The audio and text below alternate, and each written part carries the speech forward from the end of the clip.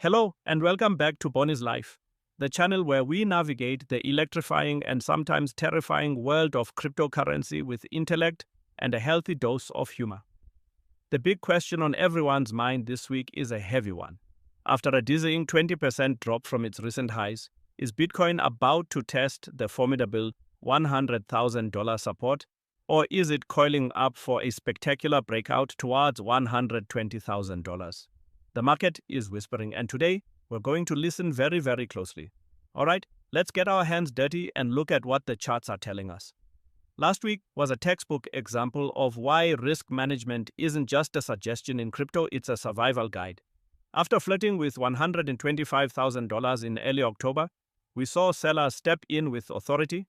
The price broke through several key support levels, ultimately finding a temporary floor around the $104,000 mark. As of this recording, we're consolidating around $106,800, a sort of no man's land where both bulls and bears are catching their breath. Now, for the juicy part. On the daily chart, a rather ominous pattern has confirmed itself: the death cross. This is when the 50-day moving average crosses below the 200-day moving average. While it sounds like something out of a pirate movie, it's a classic technical indicator suggesting that the short-term bearish momentum could have long-term implications. Our price is currently trading below all key moving averages, the 20, 50, and 200, which, technically speaking, puts the sellers firmly in the driver's seat. Let's look at our momentum oscillators. The Relative Strength Index, or RSI, on the daily chart is sitting around 34. It's not quite in oversold territory yet, which is below 30, but it tells us the bearish momentum is significant. Think of it as a car that slowed down considerably but hasn't run out of gas. However, if we zoom into the hourly and 15-minute charts, the RSI is screaming oversold. This suggests we're due for a short-term bounce, a relief rally, before the market decides on its next major leg. The Fear and Greed Index, a wonderful gauge of market sentiment, has tumbled from a neutral 50 last week to a fearful 30. Some alternative measures even place it in extreme fear at 22. Now, the legendary investor Warren Buffett famously advised to be fearful when others are greedy and greedy when others are fearful. And historically, these levels of extreme fear have often preceded significant market bottoms. It's a contrarian's delight, but it requires nerves of steel. Now, technicals only tell half the story. The other half is written by real-world events. And this coming week, folks, is a minefield of high-impact economic data that could send shockwaves through all markets, including crypto. Let's pull up the calendar. All eyes will be on Monday, October 20th, when China releases a cascade of crucial economic data, including its third-quarter GDP growth rate. The consensus is for 4.9% growth, a slowdown from the previous 5.2%. Why does this matter? China is a global economic engine. A significant miss to the downside could spook global investors, triggering a risk-off move away from assets like crypto. A surprise to the upside, however, could inject a fresh wave of optimism. Then, on Tuesday, we have two massive events. First, at 11 a.m. UTC, ECB President Christine Lagarde will take the stage. Traders will be hanging on her every word for clues about the Eurozone's monetary policy. A hawkish tone could strengthen the euro but tighten global liquidity, which is typically a headwind for crypto. A dovish, more accommodating stance could be the tailwind the bulls are hoping for. Just an hour and a half later, at 12:30 p.m. UTC, Canada releases its latest inflation data. As a major G7 economy, Canada's CPI numbers are a key barometer for global inflation trends. If inflation comes in cooler than the expected 1.9%, it could signal that central banks have room to breathe, which is bullish for risk assets. A hot number, on the other hand, could reignite fears of more aggressive rate hikes.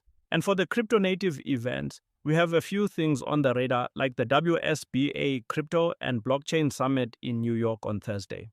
While these are less likely to move the entire market, they are crucial for gauging industry sentiment and the direction of regulatory winds. We'll be keeping a close watch. So, with a fearful retail market and a tense macro environment, what is the smart money doing? This is where it gets fascinating. While you might see panic on social media, institutional players are painting a very different picture. Macro investing legend and founder of Real Vision, Raoul Pal, recently gave a stunning long-term forecast. He sees the crypto market cap growing from around $4 trillion today to a staggering $100 trillion by 2032.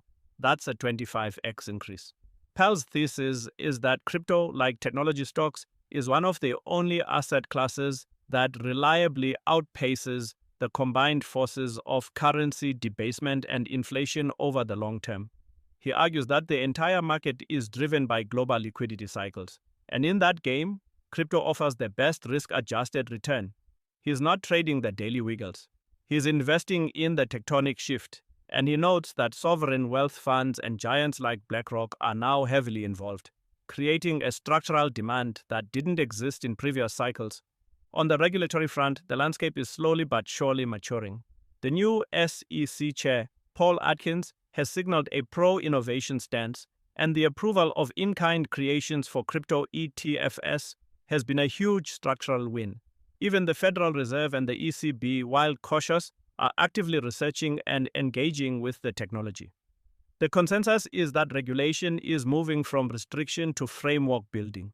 This is incredibly bullish for the long-term health and adoption of the asset class. So, how do we put all of this together into an actionable game plan? The current market is a mix of short-term bearish technicals, extreme fear, and long-term bullish fundamentals. This sets us up for 3 potential scenarios this week. Remember, this is not financial advice, but a framework for your own strategic thinking. First, the bullish scenario, which I'd give about a 30% probability. The trigger here would be a sustained move above the daily pivot at $107,000, and more importantly, a break above the first major resistance at $108,200. If the China data comes in strong and Christine Lagarde sounds dovish, we could see a rally. The first target would be the 200-day EMA around $109,000, followed by a push towards the $112,000 to $114,000 resistance cluster. Second, the bearish scenario, which, given the technicals, I have to place at a slightly higher 40% probability. The trigger here is a failure to hold the current range and a decisive break below the critical daily support at $104,800. If the macro data is poor, this could trigger a sell-off. The first target is the psychological low of $104,000, and if that fails a test of the big one, $100,000 is firmly on the table. And third, the most likely path in my view, the neutral or range-bound scenario, also at a 30% probability. This is where the market simply digests the recent move and chops sideways. The bulls and bears fight to a standstill, and Bitcoin oscillates between roughly $104,000 on the low end and $109,000 on the high end. In this scenario, the strategy is to be patient. You could trade the range, buying near support, selling near resistance, but with tight stops, as the eventual breakout will be powerful. So there you have it. We have a market stretched between short-term fear and long-term institutional conviction. We have bearish technical patterns clashing with oversold indicators, and we have a week packed with economic catalysts that could tip the scales in either direction. My main takeaway for you is this: be nimble, respect the technical levels, and understand the macro forces at play. This is a trader's market, but it's also a long-term investor's opportunity. That's all the time we have for today. I hope this analysis provides you with the clarity and intellectual framework to navigate the week ahead. Which scenario do you think is most likely? Let me know in the comments below. If you found this valuable, do me a favor and hit that like button, subscribe to Boni's Life, and ring that notification bell so you never miss your weekly intellectual edge. Until next time, trade smart, stay curious, and I'll see you on the other side. Cheers.